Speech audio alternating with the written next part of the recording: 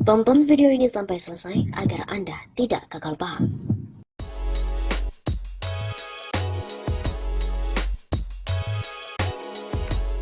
Halo Sobat 651 Safa, kembali lagi bersama dengan kami untuk mengulas berita politik dan juga informasi yang paling terkini di Indonesia. Berita kali ini datang dari Anies Baswedan, di mana Parpol Gerindra ketar-ketir sepertinya. Karena mereka meminta Anies untuk tidak nyapres dan kalau mau aman nyalon lagi jadi gubernur. Politisi Partai Gerindra DPRD DKI Jakarta Muhammad Taufik terang-terangan meminta Gubernur Anies Baswedan untuk tidak berambisi mencalonkan diri pada Pilpres 2024 mendatang. Menurutnya langkah Anies Baswedan menuju panggung politik 5 tahunan itu berat, lantaran dia tidak punya kendaraan politik.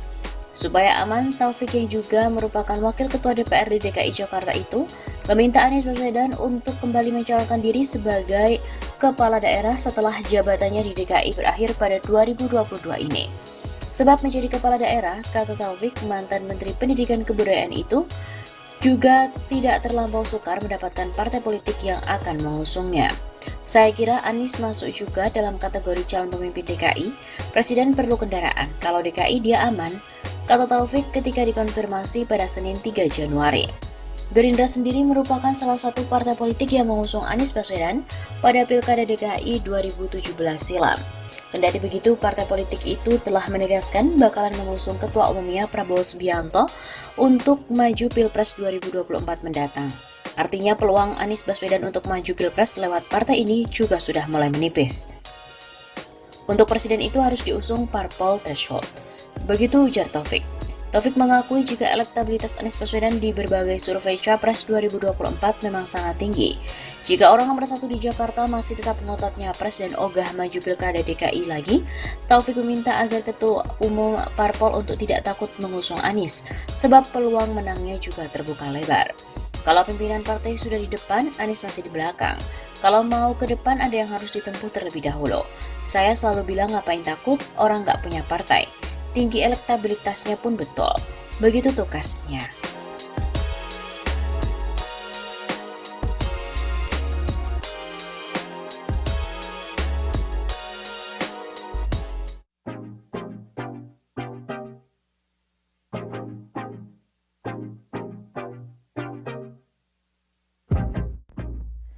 Halo Sobat 651 Safa, kembali lagi bersama dengan kami untuk mengulas fakta-fakta perpolitikan dan juga informasi terkini di tanah air.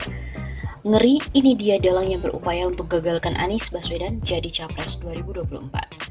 Para perampok uang negara dan juga pengusaha yang terlibat reklamasi di pantai utara Jakarta akan berupaya secara sistemik, terstruktur dan juga masif menggagalkan Anies Baswedan menjadi calon presiden 2024. Anies tidak bisa diajak kompromi untuk mencuri harta milik negara.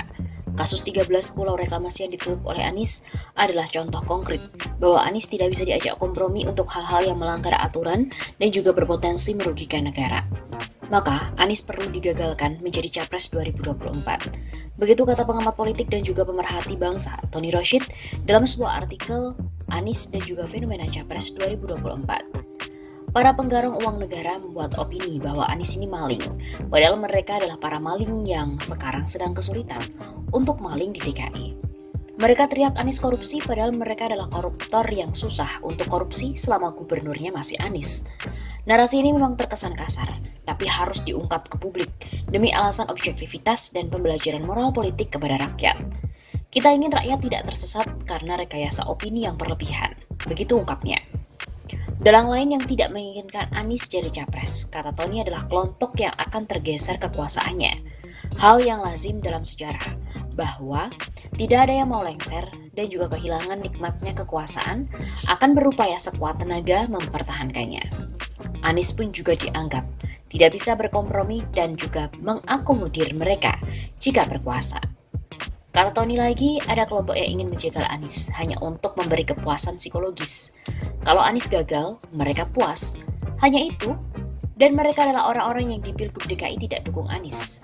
Tersandra isu politik identitas. Atau ada perbedaan tajam dengan sejumlah kelompok yang selama ini mendukung Anies.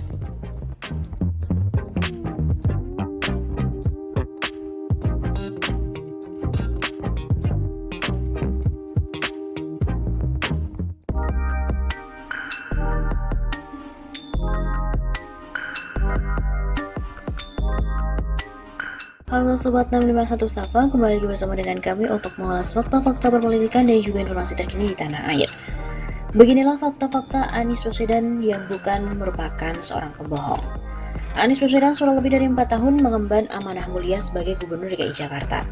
Tugas Anies Baswedan sebagai Gubernur DKI Jakarta akan berakhir tahun depan pada 16 Oktober 2022. Genap 4 tahun mengemban amanah warga Jakarta.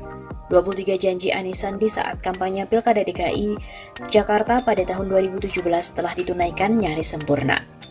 Kini pun menjadi Anies Risa. Janji stadion telah Anies Baswedan tunaikan. Pembangunannya 17 Desember 2021 sudah mencapai 89%. Stadion multifungsi dengan nama Stadion Internasional Jakarta atau Jakarta International Stadium atau GIS. Terletak di Kelurahan Papanggo, Kecamatan Tanjung Priok, Jakarta Utara. Stadion yang paling spektakuler, didesain sebagai stadion modern kelas dunia, terbaik se-Asia. Menelan biaya mencapai 4,4 triliun rupiah dengan mengacu pada standar FIFA. Atap stadion buka tutup atau retractable roof. Rencana pembangunan stadion BMW. Kini Jakarta International Stadium telah dimulai era Gubernur DKI Jakarta Fauzi Bowo pada tahun 2008. Pembangunan Stadion BMW sempat mangkrak, baru terrealisasikan pada zaman Anies Baswedan yang meletakkan batu pertamanya pada 14 Maret 2019.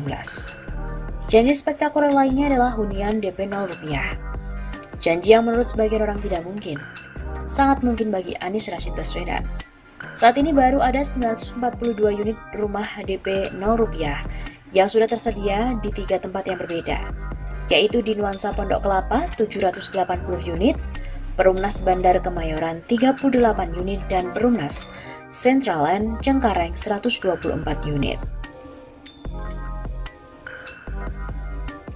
Demikian pula dengan janji mengatasi banjir yang sudah dilaksanakan. Banjir di DKI Jakarta tidak lagi setiap datang hujan. Hanya hujan-hujan besar di Jakarta atau di Bogor yang menyebabkan banjir. Janji lainnya yang telah ditunaikan dengan sempurna, seperti penataan trotoar. Sekarang Jakarta makin cantik dan indah, kotanya pun kelas dunia. Integrasi transportasi yang mendapatkan penghargaan kota kelas dunia, Sustainable Transport Award atau STA, pada tahun 2021. Warga Jakarta juga makin dimanjakan dengan kartu kesejahteraan, seperti kartu pekerja, kartu Jakarta Lansia, KJMU, KJB Plus, Jaklingko yang sebelumnya OKO Trip, Jakpreneur yang sebelumnya OKOC, hingga Taman Maju Bersama.